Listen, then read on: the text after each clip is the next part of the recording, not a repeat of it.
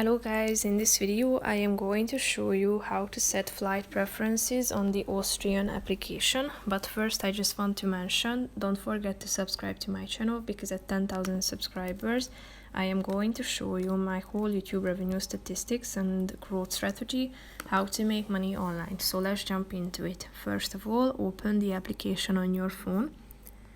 After that you should tap on the More button down below in the right side corner, and then click on the View Profile button at the top.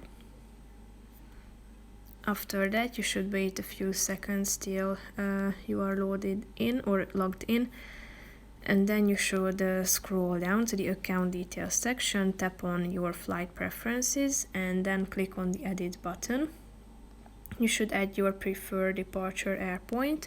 So start typing in and then select one of the results. After that you should select your preferred meal. Here you can check out that you have a bunch of special food options in terms of your diet, such as light whole food, Hindu meal, low cholesterol meal, low sodium meal, and other options. So tap on the relevant one and click on the Save Changes button down below to save your changes.